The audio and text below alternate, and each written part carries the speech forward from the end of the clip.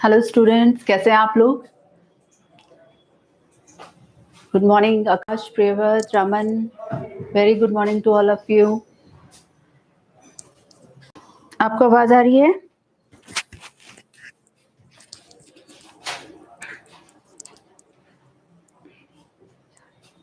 Good morning to all of you students. Okay, चलिए आज जो आपका टॉपिक है वो कंटिन्यू रहेगा ऑटोनॉमस स्टेट वाला। तो उसमें जो मैंने आपको ऑटोनॉमस स्टेट में अभी तक करवा दिए हैं, कौन कौन से स्टेट्स हो गए हैं उसमें आपको पता है। तो देखिए, हैदराबाद हो गया है, अवध हो गया है, कर्नाटक हो गया है साथ में, ठीक है। और उसके अलावा मैसूर जो है पार्ट, वो भी हो गया है। तो ध्यान रखिएगा। Good morning Sachin, good morning Ram Darshan के, गुड मॉर्निंग, प्रणाम समीर यादव, समीर योगी, प्रणाम प्रणाम, गुड मॉर्निंग। चलिए शुरू करते हैं आज का लेक्चर।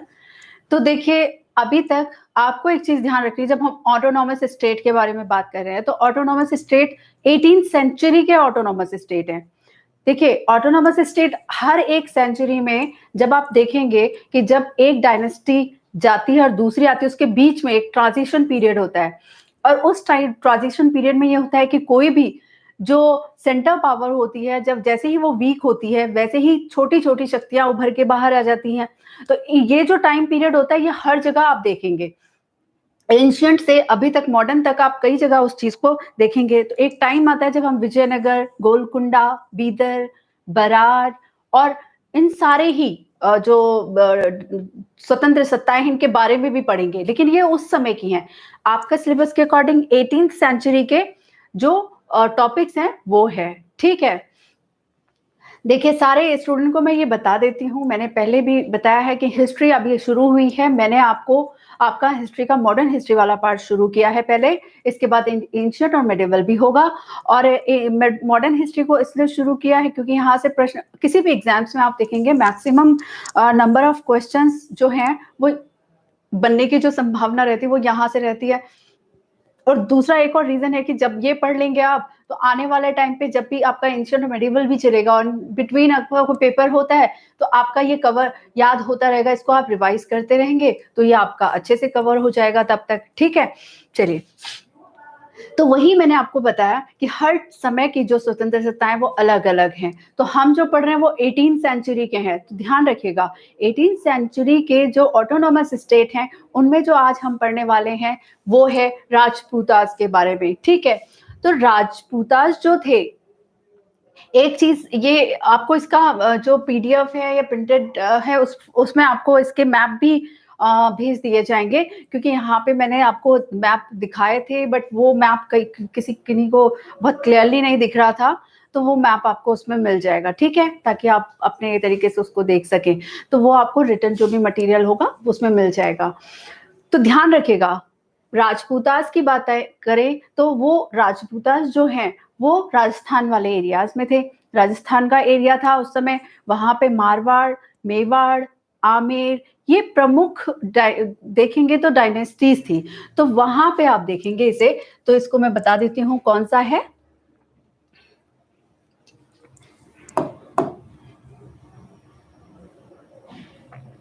देखिए, तो ये राजपूतास में हम पढ़ते हैं, ठीक है, इसके बारे में। तो ये जो एरिया हो गया, सॉरी,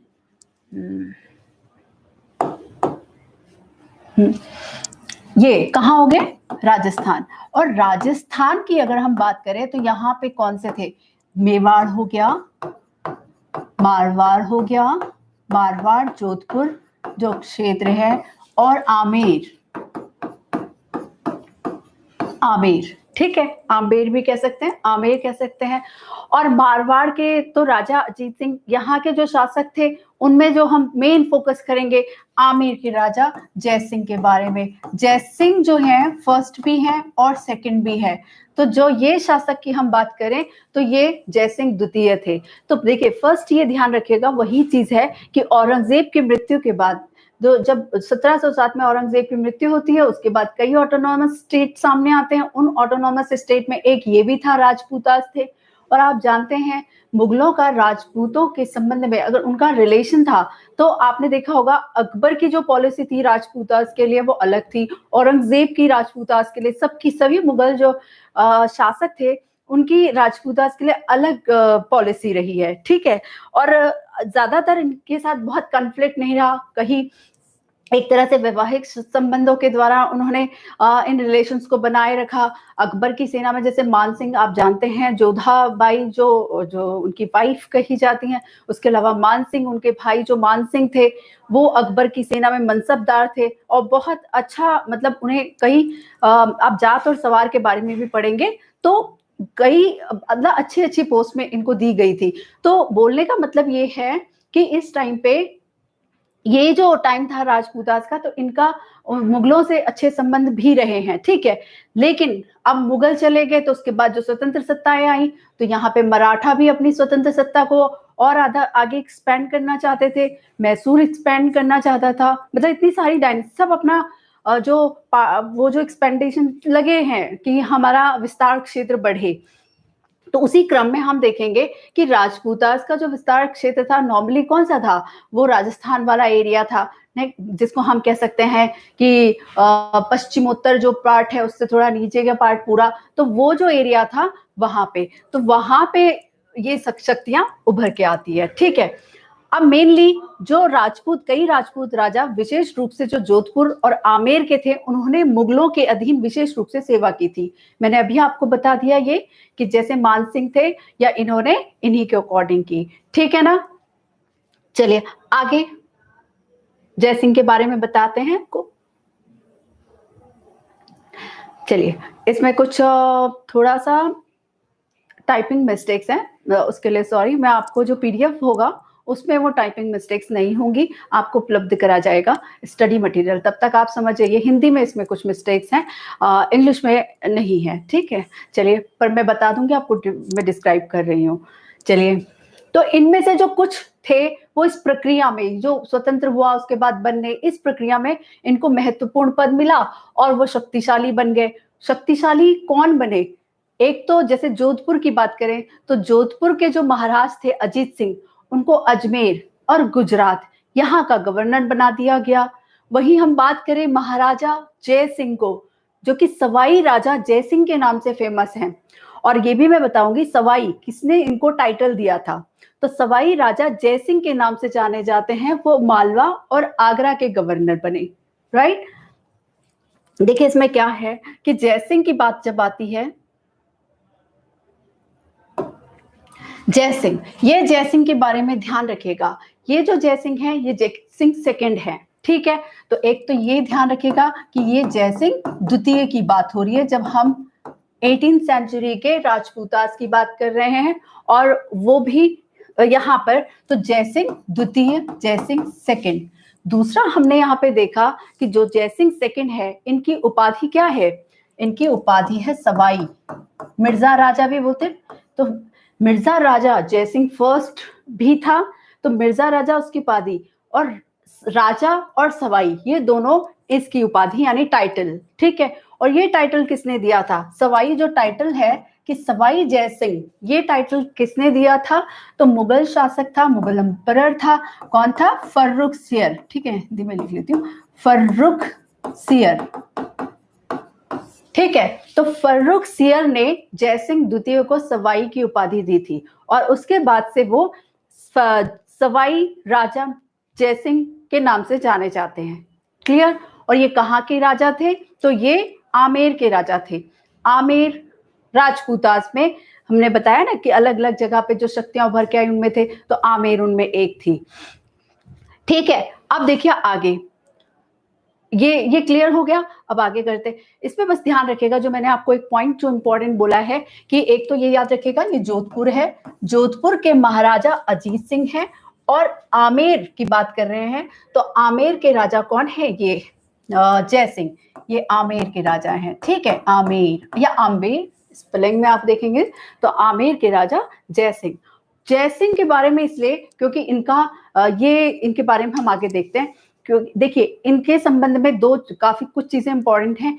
एक तो ये कि इन्होंने जो जयपुर सिटी है, जिसे पिंक सिटी भी कहा जाता है, तो एक तो इन्होंने जयपुर सिटी को स्थापना की, जयपुर की, और जयपुर को पिंक सिटी क्यों कहा जाता है वो भी मैं आपको बताऊंगी। इससे पहले कि ये जयसिंह जो सेकंड थे, एक तो ये बहुत अच्छे एस्ट्रोनॉमर थे, खगोल शास्त्री थे, और वेल प्लान्ड सिटी जो है वो इन्होंने इसको अप्लाई किया अपनी जगह पे। इसके अलावा यानी नगर नियोजन की जो प्रणाली, इसके अलावा ये साइंटिस्ट भी थे। और आपने देखा होगा, आप देखेंगे इसमें भी कि जंतर मंतर है, और उसके अलावा जयगढ़ का किला, बहुत सारी ऐसी चीजें हैं जो आप इनसे रिलेटेड आगे देखेंगे। पर पहली चीज जो याद रखेंगे वो ये कि राजस्थान जो कि 18th सेंचुरी में जो ऑटोनॉमस स्टेट था, वहां मारवाड़ और मेवाड़ के अलावा जो आमेर है वो सबसे प्रमुख इसलिए होता है कि उस टाइम पे ये जयसिंह द्वितीय थे। और जयसिंह द्वितीय का क्या रोल है कि एक तो ये सवाई हैं जिनको फर्रुखसियर ने उपाधि दी, और ये एक वैज्ञानिक थे, खगोल शास्त्री, एस्ट्रोनॉमर थे, और साथ ही इन्होंने इनका जो नगर नियोजन था, जो वेल प्लान्ड सिटी का जो सिस्टम था, वो इनका बहुत अच्छा था। और तीसरी नेक्स्ट चीज जो है कि इन्होंने जयपुर नगर को बसाया था, ठीक है। और सिंपली अगर कहा जाए तो क्योंकि जयपुर में बहुत सारी पिंक कलर्ड बिल्डिंग्स हैं, इसी वजह से जयपुर को पिंक सिटी कहा जाता है। लेकिन हुआ क्या था कि उस टाइम पे वहां पे महारानी एलिजाबेथ और prince of Wales, specially prince of Wales Jaipur आए थे, और उनके स्वागत के लिए पूरे जयपुर को पिंक कलर से पेंट कर दिया गया था। और उसके बाद से ये पिंक कलर की सिटी, मतलब सारे पिंक कलर की बिल्डिंग्स मैक्सिमम हो गई, तो उसके बाद से वो क्या हो जाता है, पिंक सिटी। किसको कहा जाता है? जयपुर को। तो क्यों कहा जाता है और किसने उसकी स्थापना की थी वो मैंने आपको यहाँ पे बता दिया, ठीक है। चलिए आगे। सवाई राजा जयसिंह की विशेष रूप से किस किस में उनका इंटरेस्ट था वो मैंने आपको दिखा दिया यहाँ पे। Particularly interested in economy and observatories in Delhi, Jaipur, Mathura. हाँ, ये ध्यान रखिएगा कि एक तो ये ध्यान रखिएगा कि ये खगोल शास्त्री यानी एस्ट्रोनॉमर थे, साइंटिस्ट थे, वेल प्लान्ड सिटी को जो इन्होंने अप्लाई किया वो उन्होंने किया था। दूसरा, जो इन्होंने ऑब्जर्वेटरीज की स्थापना की थी जयसिंह ने, ऑब्जर्वेटरीज यानी वेधशालाएं, ठीक है। तो ये स्थापना कहाँ कहाँ की थी ध्यान रखिएगा। ये जो जगह है, एक तो हो गई आपकी कौन सी, दिल्ली। ये जो प्लेसेस हैं इनको एज इट इज, क्योंकि आपके जो क्वेश्चंस आएंगे हो सकता है इनमें इन जगहों को बदल दें और फिर पूछा जाए इनमें से कौन सा सही नहीं है या सही है, तो उसको ध्यान में रख के आप आंसर दीजिएगा, ठीक है। तो ऑब्जर्वेटरीज कहाँ कहाँ हुई है, देखो कहाँ कहाँ है, दिल्ली है, ठीक है, मथुरा है। पहले तो दिल्ली को ले लीजिए, दिल्ली यूनियन टेरिटरी है। फिर जयपुर, जहाँ जो जयसिंह द्वितीय का प्लेस था, जयपुर, ठीक है, राजस्थान। फिर इसके अलावा दो प्लेसेस यूपी के, मथुरा और वाराणसी, ये यूपी के प्लेसेस, और एक एमपी का है उज्जैन। तो ये ध्यान रखेगा कि सिर्फ इन्हीं जगहों की बात आती है कि जब ऑब्जर्वेटरीज की स्थापना की बात आती है तो जयसिंह द्वितीय की जो ऑब्जर्वेटरी जो उन्होंने स्थापित की वो वो इन प्लेसेस में की। किन प्लेसेस में की? तो ये है वो, दिल्ली, जयपुर। तो इसको देख लेते हैं, हाईलाइट कर देते हैं इसको। देखो, दिल्ली हो गया, जयपुर, मथुरा, वाराणसी, उज्जैन, ठीक है। दिल्ली तो यूनियन टेरिटरी है, जयपुर की बात करें तो ये राजस्थान में है, Mathura UP, Varanasi UP and Ujjain MP. तो इन जगहों पर क्या है, ये ऑब्जर्वेटरीज हैं। किसके द्वारा स्थापित की गई? जयसिंह द्वितीय के द्वारा स्थापित की गई, ठीक है। चलिए आगे आगे देखिए कि उन्होंने राजस्थान में सुंदर शहर, वही जयपुर जो शहर है, तो he founded the beautiful city in Jaipur in Rajasthan which was scientifically planned. मैंने आपको बताया कि वो साइंटिस्ट भी थे और वेल प्लान्ड जो सिटी का जो कंसेप्ट था उन्होंने अप्लाई किया। इसी वजह से यहाँ पे उन्होंने अपना जो जगह थी जिस जयपुर की स्थापना की, वहां पे जो बिल्डिंग्स है, अगर आप गूगल करेंगे, क्योंकि बहुत सारी बिल्डिंग्स वहां का फोटो वो यहाँ पे ऐड करना मुझे नहीं लगा ज्यादा। हाँ, मैं आपको प्रोवाइड कराऊंगी, बाकी आप गूगल में सर्च करके जयपुर को देख सकते हैं कितना वेल प्लान्ड सिटी है। बहुत सारी चीजें होती है वेल प्लान्ड सिटी में। वहां का नगर नियोजन में आप देखेंगे बिल्डिंग्स कैसे बनी है, कितने डिस्टेंस में है, कितना। तो जैसे यहाँ पे नहीं है कि एक की बाउंड्री खत्म होती है तो दूसरे का उसी बाउंड्री में दूसरे का घर, फिर कोई स्पेस नहीं है, ग्रीनरी के लिए कोई स्पेस नहीं है, सिर्फ एक तरह से बस घर ही घर है ऐसा नहीं, कहीं बड़े हैं तो कहीं छोटे हैं तो कहीं झोपड़ियां हैं, तो मतलब एक वेल प्लान्ड नहीं है यहाँ पर। लेकिन यहाँ पे आप देखेंगे तो वेल प्लान्ड जो सिटी थी वो थी, तो इसीलिए जो उसने जयपुर को बसाया वो साइंटिफिकली प्लान्ड था। बाकी उसने जो कलर करवाया उसके बाद पूरे जो सिटी है वहां की बिल्डिंग्स को पिंक कलर से पेंट करवा दिया, और इसी वजह से वो पिंक सिटी कही जाती है। तो ये इसकी विशेषता थी। तो ये ध्यान रखिएगा कि साइंटिफिकली प्लान्ड थी। कौन? जयपुर। किसने की थी? तो जय सिंह ने। और जय सिंह कौन? द्वितीय, सेकेंड। ठीक है। और इसकी जो उपाधि है बार बार वही सवाई। सवाई किसने दी? फर्रुखसियर ने। चलिए आगे बढ़ते हैं। देखिए कई गुलाबी रंग की इमारतों के कारण, या आप कह सकते हैं this city is called pink city because of many pink colour building here. ठीक है, तो इसको आगे करते हैं यहाँ पे आगे। ठीक है ना, यहां तक आप लोगों को समझ में आया?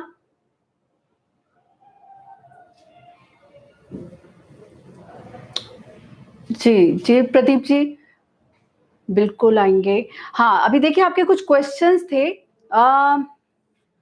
उन क्वेश्चंस को मैं इंक्लूड करूंगी। मैंने बताया आपको, थोड़ा पढ़ लीजिए एक हफ्ते, फिर बीच में एक दिन इस तरह का सेशन रख दूंगी मैं कि जिसमें हम क्वेश्चंस को डिटेल सब मिला जुला, ऐसा नहीं कि सिर्फ क्वेश्चंस को किसी दिन डिस्क्राइब कर रहे हैं तो आपका ये चला जाएगा। तो ये आपको मिलेगा, ये आपका चलता रहेगा। साथ में किसी एक दिन में सारे क्वेश्चंस को ही अलग अलग पार्ट से, अभी पहले पार्ट्स तो पढ़ लीजिए, फिर उसके क्वेश्चंस को हम यहाँ पे डिस्क्राइब, ताकि आपका एक पोर्शन अच्छे से तैयार हो जाए एग्जाम के पॉइंट ऑफ व्यू से जो क्वेश्चंस बनते हैं उनको लेकर। ठीक है, और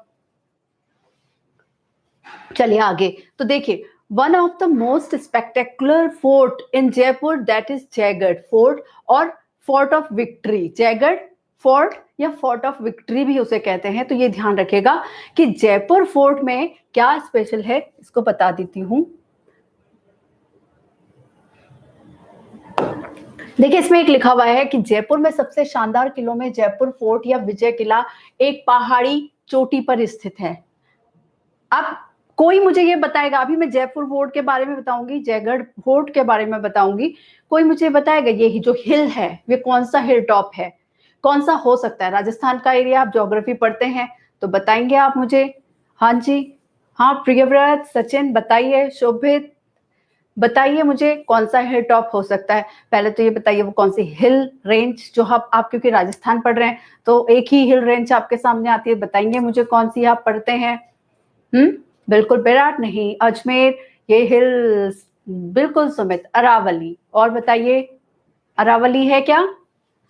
बैराट, अरावली, बिल्कुल अरावली रेंज है। ठीक है, ठीक है। पर हाँ जी Sumit, Aravalli range, very good very good very good सच, अरावली रेंज है। तो पहले देखिए एक तो कॉमन सेंस का यूज किया आपने, देखिए पढ़ा तो है ही, साथ ही आपको खुद पता है जो अरावली रेंज है, पूरे जो राजस्थान वाला एरिया वहां पे अरावली रेंज रेसिड्यूअल, जो जिसको अवशिष्ट पर्वत कहते हैं हम, है ना, उसमें आपने माउंटेन्स में पढ़ा होगा ज्योग्राफी में। तो ये जो अरावली रेंज है ये एक तरह से अवशिष्ट पर्वत है। खैर अभी अरावली रेंज भी है, तो अरावली रेंज में एक जो इसकी बात आ रही है जयपुर फोर्ट की, ये जयपुर, एक तो जयगढ़ फोर्ट याद रखना, जयगढ़, राइट, गढ़ फोर्ट, और जय तो जय यानी विक्ट्री, तो फोर्ट ऑफ विक्ट्री भी इसे कहते हैं। ठीक है, फोर्ट ऑफ विक्ट्री किसने किया? तो जय सिंह द्वितीय ने। दूसरा जो मैंने आपको बताया वो ये कि जयगढ़ जो फोर्ट है वो एक हिल टॉप पर है। तो अभी तक हिल तो आपने बता दिया मुझे कि यह अरावली रेंज है, बिल्कुल ओल्डेस्ट माउंटेन रेंज है विकास, और ओल्डेस्ट इसीलिए वो रेजिडुअल और सबसे न्यूएस्ट ये है जहाँ रोज लैंडस्लाइड्स हो रही है। ये शिवालिक रेंज जो है ये सबसे न्यूएस्ट है, और यहाँ पे लैंडस्लाइड के अलावा बहुत सारी चीजें अब देखते हैं। आई थिंक अभी रिसेंटली बहुत सारी चीजें टीवी में दिखाई गई हैं। हिमाचल में पूरा जो रेंज है, पूरी सड़क है, जो हाईवे है, पूरा मिट्टी के साथ आ गया। तो ये न्यू यहाँ पे, लेकिन अरावली है, इसके अलावा डेक्कन के पठार्स हैं बहुत, आप वो चीज आप ज्योग्राफी में पढ़ेंगे। फिर यहाँ पे वापस आते हैं तो इसमें आप देखेंगे कि जयगढ़ जो फोर्ट है, जिसको फोर्ट ऑफ विक्ट्री भी कहते हैं, ये कौन से चोटी पर है। रेंज तो समझ में आ गई आप लोगों को, अरावली है। कोई मुझे बताएगा? हाँ प्रदीप बताइए क्या है अरावली रेंज में कौन सा हिल टॉप होगा जहां पर ये है, जब इसकी बात हो रही है, क्योंकि आपने पहले पढ़ा होगा, इसके बारे में बताइए मुझे। एनी आइडिया कुछ है आपको? चलो मैं बता देती हूँ, आगे कंटिन्यू करते हैं। कोई बताना चाहता है तो बता सकते हैं, बताइए। कौन सा हिल है? नॉट, नो, माउंट आबू नहीं है, बिल्कुल नहीं, माउंट आबू नहीं, गुरु शिखर ये नहीं। चलिए मैं बता देती हूँ, क्योंकि जयगढ़ की बात आ रही है, तो जयगढ़ का फोर्ट जो है इसको कहते हैं, ये है, ठीक है, ये जो हिल टॉप है उसका नाम है ऐसा, ठीक है। तो चील का किला करके हिल टॉप वहां पे जो है वो उस चील उसके नाम से, ईगल के नाम पे है, तो ये ध्यान रखिएगा, ठीक है। तो बस इतना ध्यान रखें, तो उसको लेकर है, बिल्कुल इतना नीलगिरी K2 ये इतना सब नहीं, बस ये ध्यान रखिएगा कि जो चील हिल टॉप का नाम है वो चील का किला या वहीं पर स्थित है आपका जयगढ़ फोर्ट, ठीक है। चलिए आगे करते हैं कंटिन्यू। तो देखिए राजपूत के बीच निरंतर, अब क्या होता है, ये चीज क्लियर हो गई?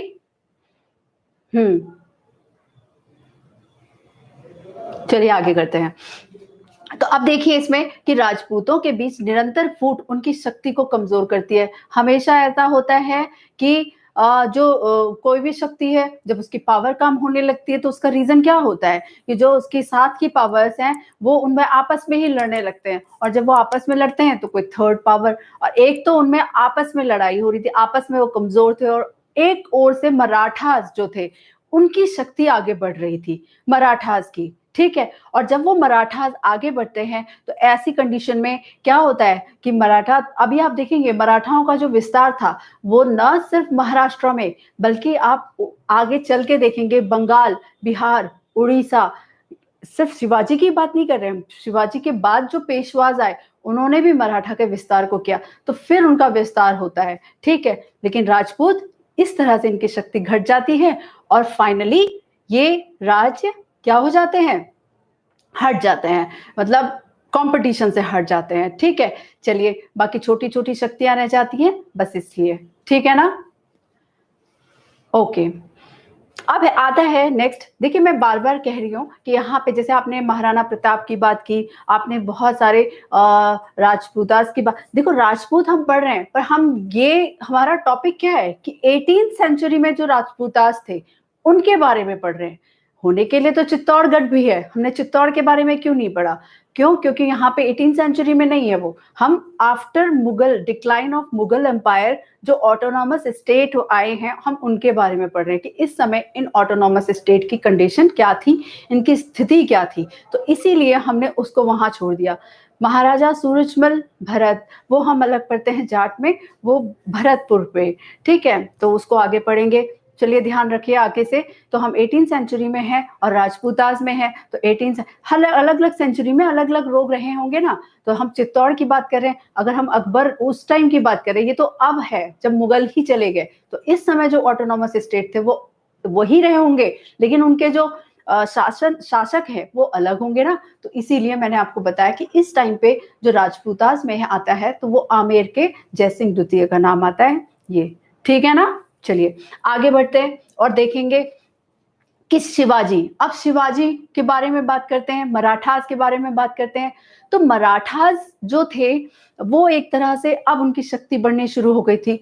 शुरू इस वे में हुई कि आप देखेंगे शिवाजी जैसा शासक आ गया था, है ना। और शिवाजी की बात करें तो शिवाजी का जो जन्म हुआ था 1627 में पुणे में हुआ था, पुणे इन महाराष्ट्र, ठीक है। और his father was in the court of sultan of Bijapur. अब ये बीजापुर वही यही चीजें मैं हम पढ़ रहे थे ना कि बीजापुर, गोलकुंडा, बरार, बीदर, विजयनगर और जो भी इस अहमदनगर, ये जो थी इनके बारे में भी हम पढ़ेंगे, पर ये अलग सेंचुरी के हैं। 18th सेंचुरी में मराठास की कंडीशन क्या है, तो वही, तो वो ये अकॉर्डिंग टू दिस इसके जो पिता थे सॉरी, वो पिता किस में थे, बीजापुर के कोर्ट में थे, यानी अच्छी पोस्ट में रहे होंगे। फिर उसके बाद जब शिवाजी इंट्रोड्यूस हुए, ये मराठा शक्ति में शिवाजी आए, तो क्या हुआ, एक चीज और कि शिवाजी जो है इनकी मदर जो थी वो थी जीजाबाई, ठीक है। शिवाजी की मदर जीजाबाई, आप होता है ना कि माता पिता में से जिनके थॉट जिनसे इन्फ्लुएंस होते हो, तो शिवाजी किनसे इन्फ्लुएंस थे, जीजाबाई से, अपनी मदर से इन्फ्लुएंस थे।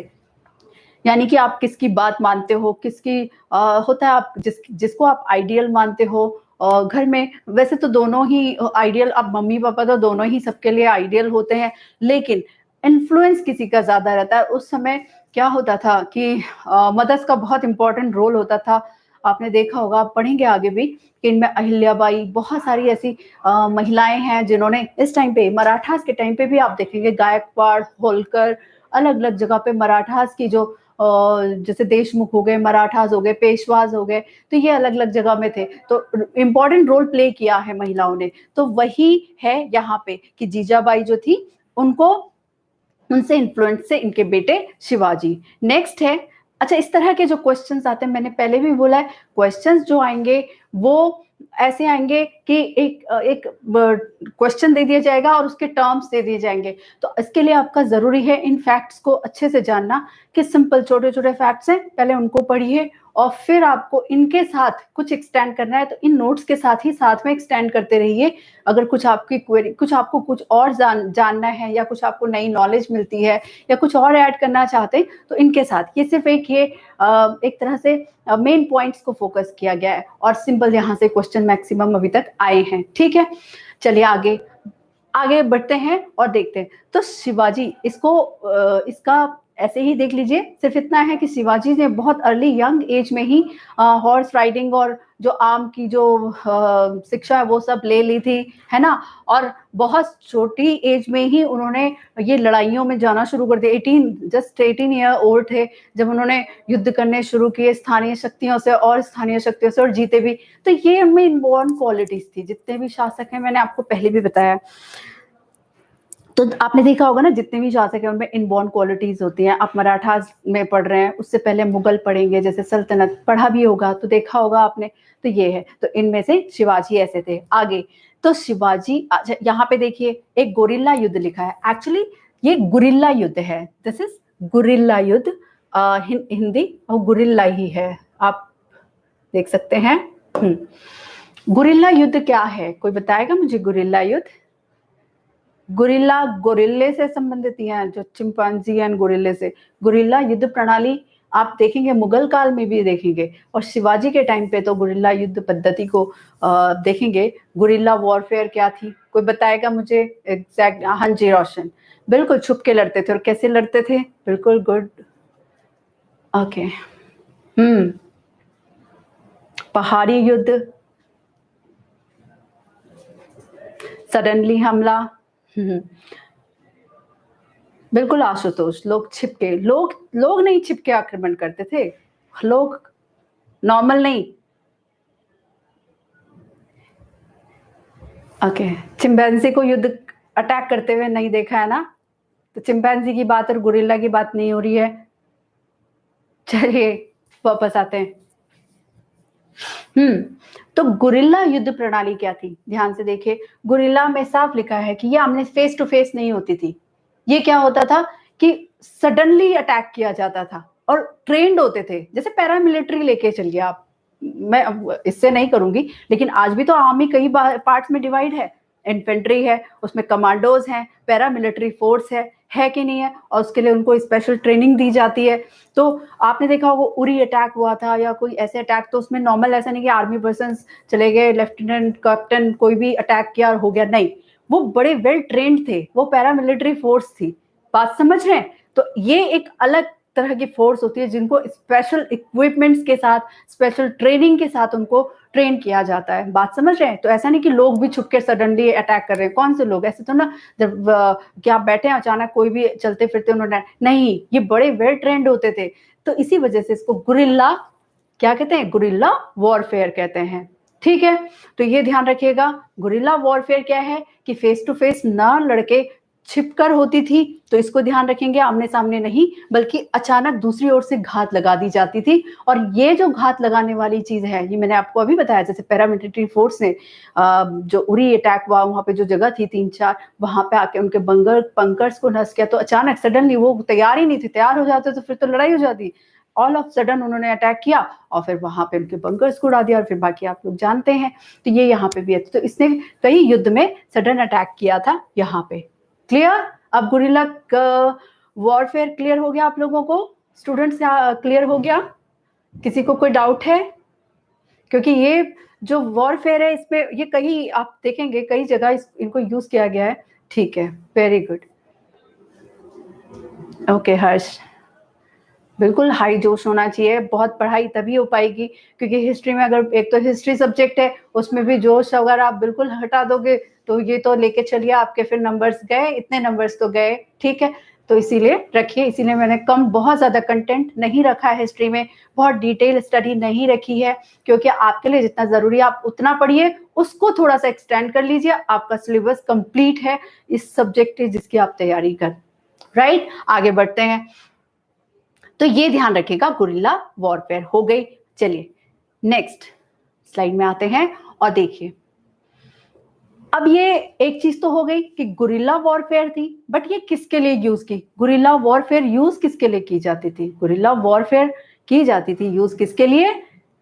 वो जो किले हैं, देखो अब कितना आसान है ये सुनना कि उसने उसके किले पर अधिकार कर लिया, है ना? सुनने में तो इतना नहीं, लेकिन सोचिए, थोड़ा सा सोचिए कि कोई डायनेस्टी आई, जैसे इससे पहले जैसे मराठा है, उन्होंने अपना फोर्ट बनाया, उसका फोर्टिफिकेशन किया, कितना खर्चा हुआ का, कितना उसका उसने दिमाग लगा के किस तरीके से वो फोर्ट बनाया होगा। फिर किसी ने अटैक किया और उस फोर्ट से उसको हटा दिया, अब वो बाहर है और दूसरे ने उस पर अधिकार कर लिया। अब तो अलग कंडीशन है, अब ऐसा नहीं है कि कोई आपके घर से आपको शक्ति, उस समय शक्ति जो शक्तिशाली होगा वो जो लड़ेगा, जिसके पास पावर होगी, जिसके पास आर्मी होगी, जिसके पास आर्सेनल होगी, बहुत सारी चीजें होंगी, वही ये काम कर पाएगा, और जिसके पास नहीं होगा वो ऐसे ही। तो यहाँ पे ऐसे ही हुआ, तो फोर्ट्स बनाए, फोर्टिफिकेशन हुआ, फिर किसी, तो इसने क्या किया, जो ये गुरिल्ला वॉरफेयर है इसको यूज किया किसके लिए? जो फोर्ट्स थे उनको। तो लोग क्या करते थे, रहते थे वहां पे, फोर्ट बनाते थे, तो ये उनके अधिकार का सूचक था, इंडिकेट करता था कि वहां पे उनका अधिकार है। ठीक है, तो यहाँ पे भी यही हुआ। तो ये कौन से फोर्ट थे, इसमें आप देखेंगे, बिल्कुल सिलेबस कंप्लीट होने के बाद मैं आपके क्वेश्चंस, एक दिन क्वेश्चंस को डिस्क्राइब करूंगी, उससे किस तरह के क्वेश्चन और आपको आंसर कैसे देने हैं वो मैं बताऊंगी। देखिए पेपर में क्वेश्चंस कितने आते हैं मैं बताऊंगी, उसमें क्वेश्चंस कितने आते हैं ये डिपेंड करता है कंप्लीटली यूपीएससी जो पेपर बना रहा है उसके ऊपर।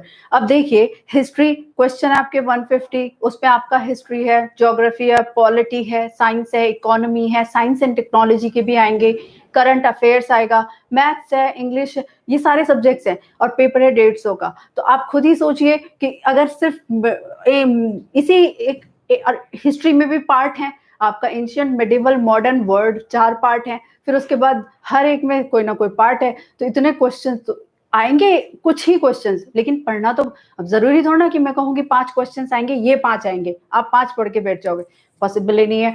तो आपको पढ़ना पड़ेगा, इसीलिए कम सिलेबस मैंने यहाँ पे आपके लिए रखा है, सिलेक्ट करके रखा है कि इतना तो आप पढ़िए ही पढ़िए, बाकी इससे थोड़ा एक्सटेंड करना है कर सकते हो, इससे ज्यादा पढ़ने की जरूरत नहीं है, और इससे कम कुछ है नहीं, तो इसलिए आपको इतना तो करना पड़ेगा। राइट, तो चलो आगे देखिए, और एक क्वेश्चन 4 मार्क्स का है, तो आप समझ सकते हैं कि आपको लालच में आके ऐसा नहीं कि कुछ भी तुक्का लगाना है, जो आता है उसका 4 मिलेगा, लेकिन जो जाएगा उसका 1, फिर उसका भी तो उतना ही जाएगा, तो आपको ये ध्यान रखना है। तो जितना आता है अच्छे से पढ़िए और सटीक क्वेश्चंस को सॉल्व करके और फिर मार्किंग होगी। आगे बढ़ते हैं, चलिए वापस।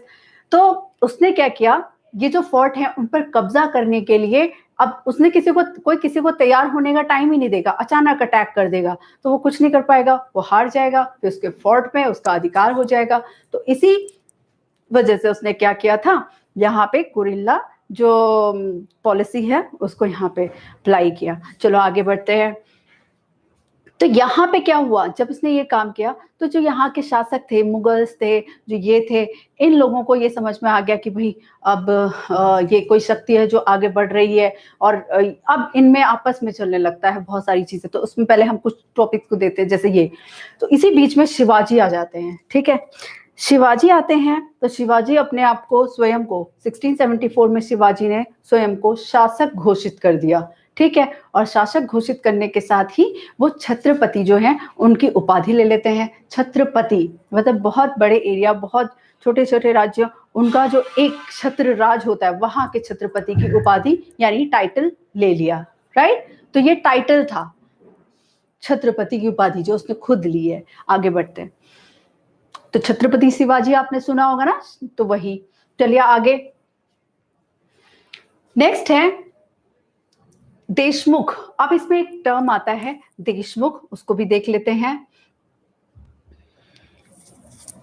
देशमुख, अब देशमुख एक ये ना एक अलग, जैसे हम हर जगह में देखते हैं ना पावरफुल क्लास होती है, आपने आप टाइम टाइम पे देखेंगे, जैसे सैयद बंधुओं के हमने बारे में पढ़ेंगे, हम लोग पढ़ा भी तक किसी ने पढ़ा है, तो सैयद बंधु हो गए, और कई ब्रदर्स ऐसे हैं जिनका हिस्ट्री में इंपॉर्टेंट रोल रहा है, वो टाइम टू टाइम आपको बताया जाएगा, जैसे दामोदर ब्रदर्स हैं, आगे मॉडर्न हिस्ट्री में आप आगे पढ़ेंगे, है ना। तो यहाँ पे हर एक टाइम पे कोई ना कोई ऐसा शक्तिशाली वर्ग रहता है जिसका इनडायरेक्ट कांटेक्ट रहता है राज्य से, जो इनडायरेक्टली क्या करते हैं, सत्ता वो अधिकार करते हैं, डायरेक्टली नहीं इनडायरेक्टली। तो देशमुख जो थे, जैसे हर जगह होता है कि एक इकोनॉमिक वर्ग, इकोनॉमिक क्लास होती है, बिजनेस क्लास होती है, तो उसी वे में, ठीक है, तो देशमुख इसी में थे, तो देशमुख हो गए, राइट। इसके बाद चलिए एक मिनट, आप लोग देख पा रहे हैं?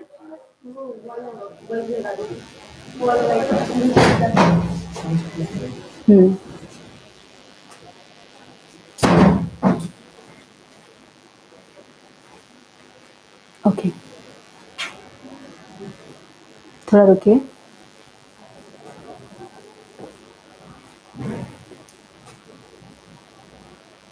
स्क्रीन क्या आ गया?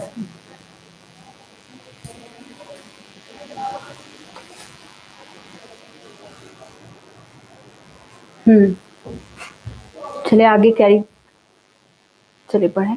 ओके,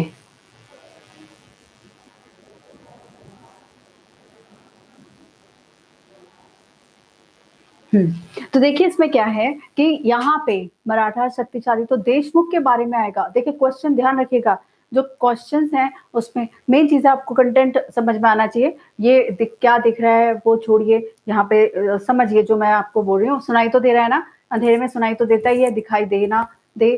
तो चलिए आगे बढ़ते हैं। तो देशमुख जो थे वो एक शक्तिशाली पावरफुल क्लास थी, किसके टाइम पे, मराठास के टाइम पे।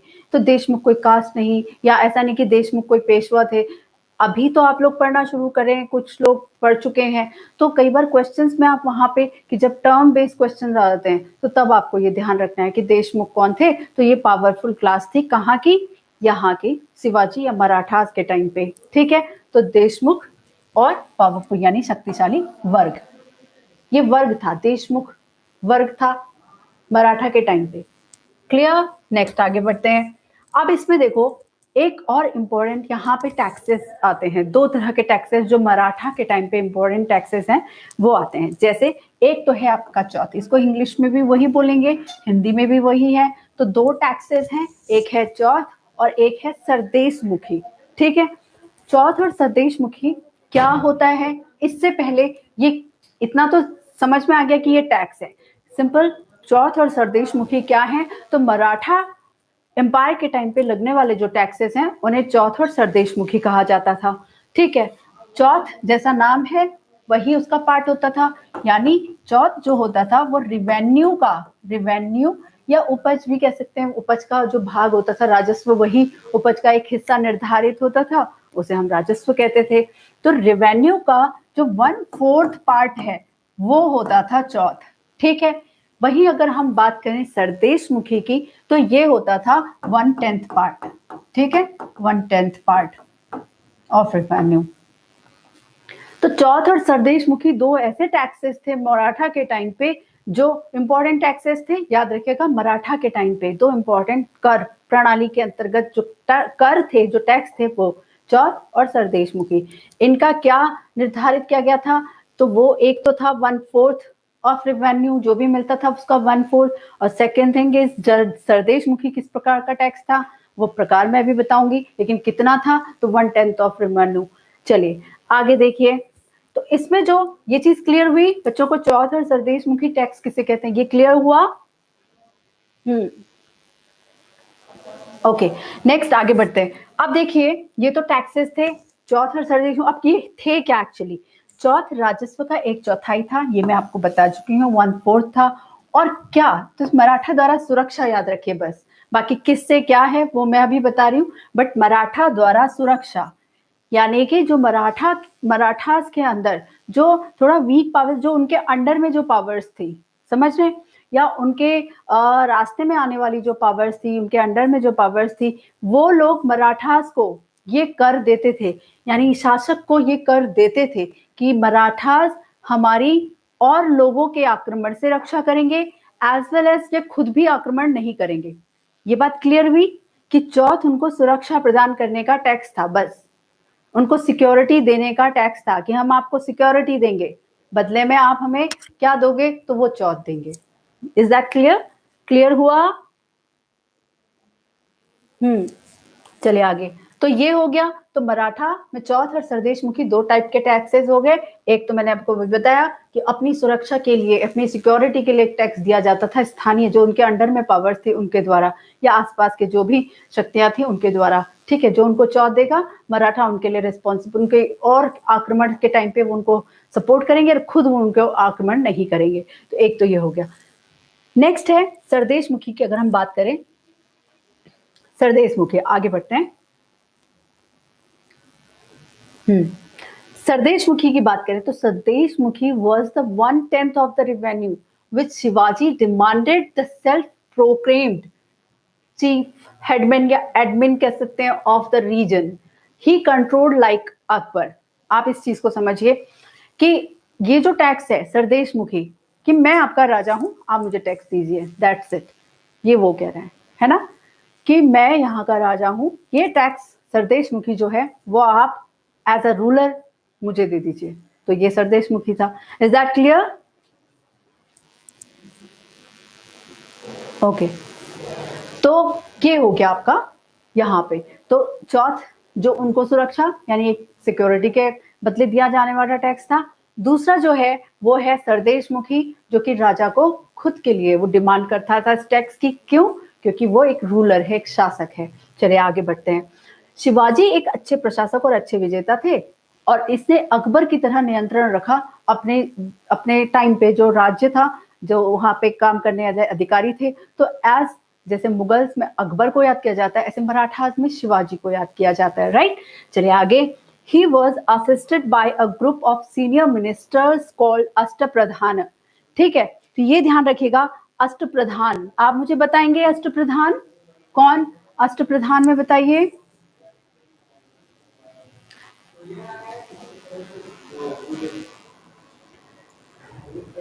आप बिल्कुल जो क्वेश्चंस पूछे जाने चाहिए आप लोग वो पूछेंगे, फालतू क्वेश्चंस नहीं पूछिए। आपको कुछ नहीं समझ में आ रहा है, बताएंगे, ठीक है। चलिए, सिलेक्शन लेना है ना आपको, आपको एक ऑफिसर बनना है, फिर इस तरह की मेंटालिटी रखिए, ऐसी ही मेंटालिटी रखिए कि हमें किस तरह के क्वेश्चंस पूछने चाहिए, पढ़ना कैसे है, कैसे आपको स्टडी की स्ट्रैटेजी बनानी है। सिर्फ पढ़ाई से रिलेटेड चीजों में फोकस कीजिए आप लोग, ठीक है, तभी आप एक ऑफिसर, एक अच्छे ऑफिसर बन पाएंगे। चलिए आगे करते हैं कंटिन्यू। तो मैंने आपको पूछा कि ये अष्टप्रधान सुना है आपने, क्या होते हैं अष्टप्रधान? मैं बता, चलिए, गुड, वेरी गुड। मंत्रिमंडल के 8 सदस्यों का प्रमुख था। ओके जी सुमित, बिल्कुल सुमित, सही बताया आपने। चलिए मैं बता देती हूँ। अब देखिए एक चीज और भी होती है कि अष्टप्रधान में अब क्वेश्चन यहाँ से आया हुआ है, जैसे इसको मैं पहले आपको बता देती हूँ क्वेश्चन क्या है, कि शिवाजी के दरबार में जो अष्टप्रधान थे वो आज की कैबिनेट के समान थे या नहीं थे। तो आपको क्या लगता है कि जो ये शिवाजी के टाइम पे अष्टप्रधान थे वो क्या आज की कैबिनेट की तरह थे या नहीं थे? Tell me your answer in no और यस में, बताइए, नो और यस। अच्छा, आज की कैबिनेट की तरह थे? कैबिनेट, प्रधानमंत्री और उसकी कैबिनेट क्या उसकी तरह थे? चलिए बता देते हैं, उसकी कैबिनेट की तरह नहीं थे। क्यों नहीं थे? ये एक तरह से सचिव थे, अलग अलग जगह पे अलग अलग इनको काम मिला था, लेकिन कैबिनेट की तरह नहीं थे, ये ध्यान रखिएगा। अब देखिए कैसे।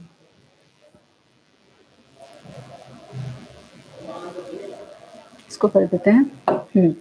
अष्टप्रधान, ये सीनियर मिनिस्टर्स थे, ये तो क्लियर हो गया कि वरिष्ठ मंत्री थे, ठीक है। सीनियर, एक तो सीनियर मिनिस्टर्स है जो किसी ना किसी फील्ड में मास्टर्स होंगे या सीनियर होंगे, एक्सपीरियंस्ड होंगे, उनकी बात हो रही है। और अष्टप्रधान, जैसे आपने अकबर के 9 रत्नों के बारे में पढ़ा है, अकबर के 9 रत्न क्या करते थे कि वो सिर्फ सलाह देते थे, अलग अलग काम कार्यभार, लेकिन डिसीजन लेने का अधिकार किसका था? राजा का था ना। आज की कैबिनेट में ऐसा है कि सलाह भले लेते हैं और वो डिसीजन एक दूसरे से लोकसभा के प्रति उत्तरदायी होता है सामूहिक रूप से, है ना, प्रधानमंत्री। यहाँ पे ऐसा है कि इनके प्रति उत्तरदायी नहीं था, वो इनकी सलाह माने ना माने शिवाजी के हाथ में है, अकबर के हाथ में है, विक्रमादित्य के हाथ में है। तो ये चीजें होती, तो इस चीज का ध्यान रखेंगे आप लोग, ठीक है। तो यहाँ पे जो इसका था रोल अष्टप्रधान का, कि इन अष्टप्रधान में कौन कौन थे, तो ध्यान रखिएगा अष्टप्रधान में जो मेन रोल इंपॉर्टेंट जो जिसने किया वो थे पेशवाज, और पेशवाज जो थे वो थे प्रधानमंत्री की तरह, एक तरह से।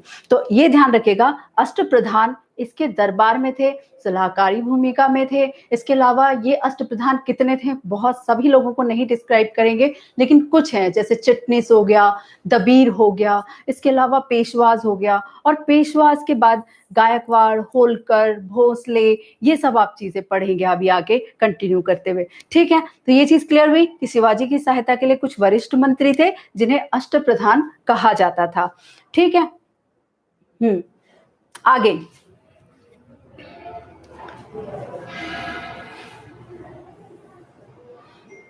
तो देखिए आगे क्या है।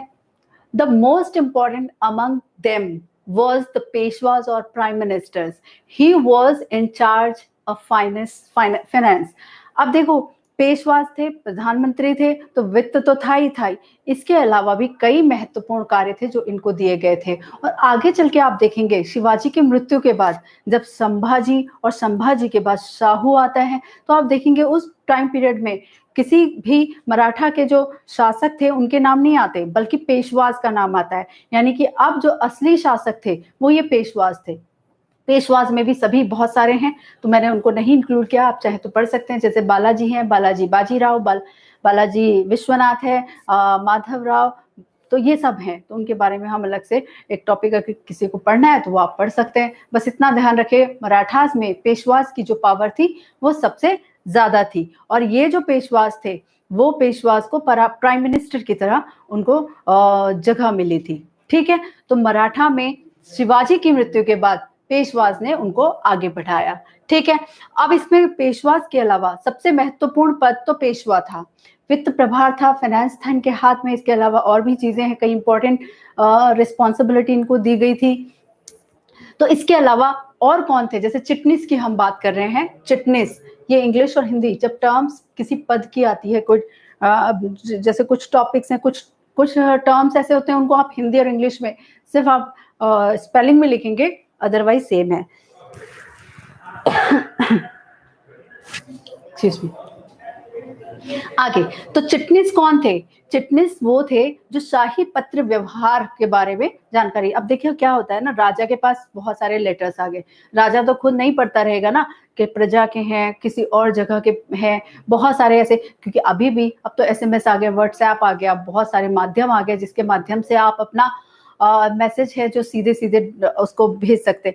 उस समय ऐसा नहीं था, उस समय तो एक पत्र के लिए पहले एक, जैसे दिल्ली से अगर महाराष्ट्र एक पत्र आ रहा है तो ऐसा नहीं था बाय एयर, बाय बस या बाय ट्रेन, तो एक सिस्टम था कि यहाँ से यहाँ तक पहुंचेगा, यहाँ से यहाँ तक, फिर वहां तक पहुंचता था, कितने टाइम पीरियड पहले उनको भेजा जाता था ताकि वो सही टाइम पे मिल जाए, बहुत सारी चीजें होती थी। और उसके बाद जब लेटर राजा के पास आता था तो ऐसे तो है नहीं कि राजा ने बगल में रखा और पढ़े जा रहा है सबके लेटर्स, ऐसा नहीं। तो उसने सिस्टमैटिक, ये सभी जगह है, तो उसने जो सिस्टमैटिक शाही पत्र व्यवहार के लिए जिसको अपॉइंट किया था वो था चिटनिस। तो ये ध्यान रखिएगा, जैसे पेशवाज है तो पेशवाज एज अ प्राइम मिनिस्टर, और चिटनिस जो था, चिटनिस क्या थे, वो थे एज अ जो पत्र व्यवहार की बात आ रही है तो पत्र व्यवहार का कार्य करते थे ये, ठीक है।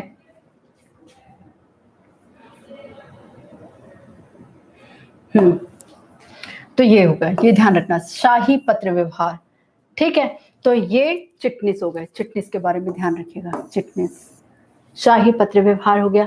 यहाँ पे रॉयल जो लेटर्स होते हैं रॉयल उससे संबंधित शाही पत्र व्यवहार से उनको रीड करता था। चलिए आगे आगे देखते हैं दबीर। नेक्स्ट जो है वो है दबीर या दाबीर। दबीर का क्या काम होता था?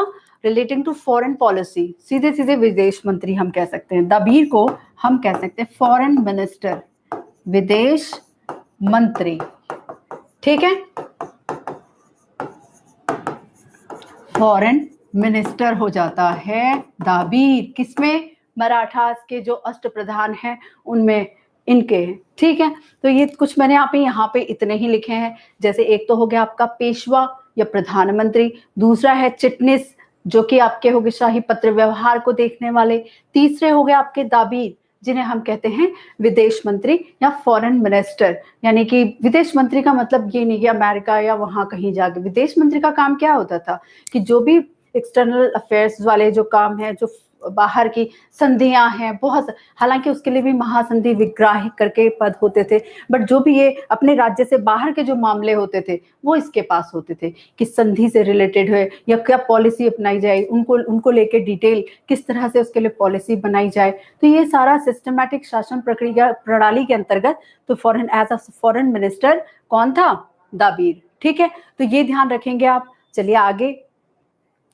अब क्या होता है? हिज किंगडम डिक्ला अब क्यों होता है? देखिए कैसे डिवाइड होता है। यहाँ पे थोड़ा सा मिस्टेक्स है, टाइपिंग मिस्टेक्स है, वो आपको उसमें नहीं मिलेगी। जो रिटर्न मटेरियल है उसमें कुछ मैप्स भी मैं आपको प्रोवाइड करवाऊंगी, लेकिन यहाँ पे आप इस चीज का ध्यान रखिए। और दूसरा, आप लोग भी देखते रहिए ये चीजें कहाँ पे आप पढ़ रहे हो। खैर आगे बढ़ते हैं।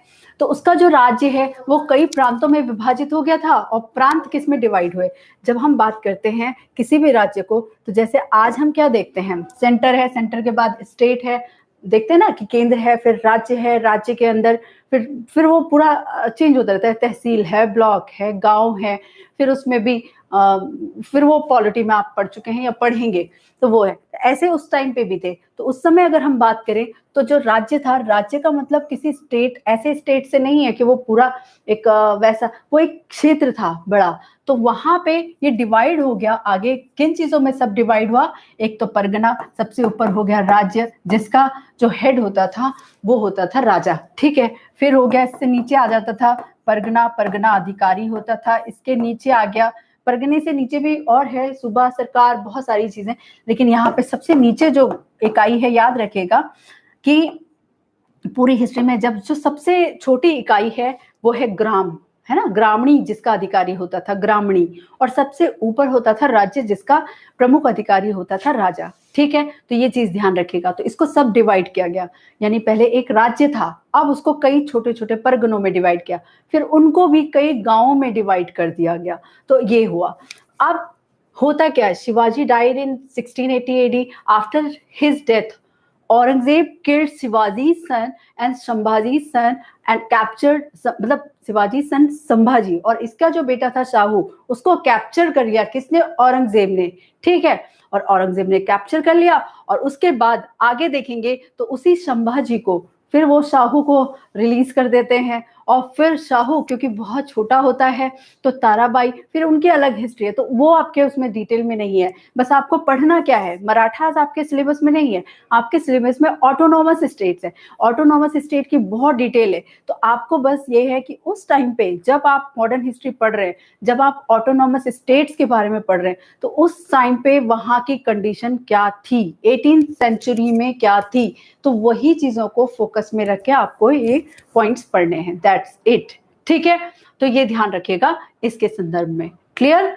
तो ये जो था ये यहाँ से संबंधित चीजें हैं जो आपकी हो गई शिवाजी से संबंधित। तो इसके बाद एंग्लो मराठा वॉर है तो उसको भी आपको इसमें ऐड कर देंगे। बस दो एंग्लो मराठा वॉर हैं तो वो आपकी नेक्स्ट क्लास में करेंगे। अब आप लोग बताइए इससे संबंधित आप लोगों को कोई भी जानकारी आपको क्लियरली समझ में आया क्या है? बिल्कुल okay Sameer, okay crystal clear. Okay Shivaji, देखिए इनके मम्मी और पापा का नाम नहीं आएगा, वैसे मैंने बता दिया है, बाकी आप देख सकते हैं, ठीक है।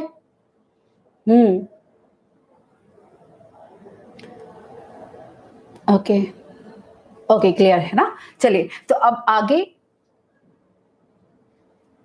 Okay Sumit, thank you. चलो, टीचिंग मेथड जैसा भी है आपको समझ में आना चाहिए, मेन चीज ये है। और आपके सजेशंस जो हैं वो हमेशा बिल्कुल आप लोग सजेशन देते रहते हैं, तो उससे आप ही की पढ़ाई इम्प्रूव होगी।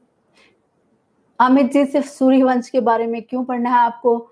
देखो, क्वेश्चंस आपको हिस्ट्री नहीं, आपको ध्यान रखना है कि ये आपका एनडीए और सीडीएस के सिलेबस के अकॉर्डिंग जो एग्जाम के पॉइंट ऑफ व्यू से सिर्फ उसी को, इसीलिए आपने देखा होगा मैंने हिस्ट्री को बहुत डीप नहीं पढ़ाया, पर जितना पढ़ाया है, अगर आप लास्ट ईयर के क्वेश्चन पेपर्स कहीं से भी कर रहे हैं तो इन क्वेश्चन से आपका पाला जरूर पड़ने वाला है। या हालांकि मैं एक दिन इन सारे क्वेश्चंस का एमसीक्यूज जो भी है उसको डिस्क्राइब करेंगे, किस प्रकार के क्वेश्चंस आते हैं, उनके आंसर्स आपको कैसे देने, पर आप पहले पढ़ लीजिए ताकि वो कंटेंट आप समझ सकें। अचानक कोई क्वेश्चन लेके आए और आपने उसे पहले ना पढ़ा है तो आप आंसर कैसे दे पाएंगे? ठीक है, तो पहले पढ़ लेते हैं, फिर हम उनके क्वेश्चंस के बारे में डिस्क्राइब करेंगे, उनको देखेंगे। ठीक है ना? चलिए, थैंक यू स्टूडेंट्स। आज के लिए आज की क्लास अभी ओवर करते हैं। अगर कोई क्वेरी, कोई भी आपको मदद चाहिए, कोई आपके, बिल्कुल आप पीडीएफ पीपीटी आपको वो क्लियर कर दिया जाएगा, आपको मिल जाएगा। टेलीग्राम में आपको आई थिंक पीपीटी मिल जाती है ना? तो आप उसको डाउनलोड करके नोट्स बनाइए तरीके से, और अपने तरीके से उन नोट्स को आप अपडेट करते रहिए। अपडेट इन द सेंस आप उनमें कुछ ऐड करना चाहते हैं तो ऐड कर सकते हैं, तो बाकी आप ही लोग। तो थैंक यू आज की क्लास के लिए।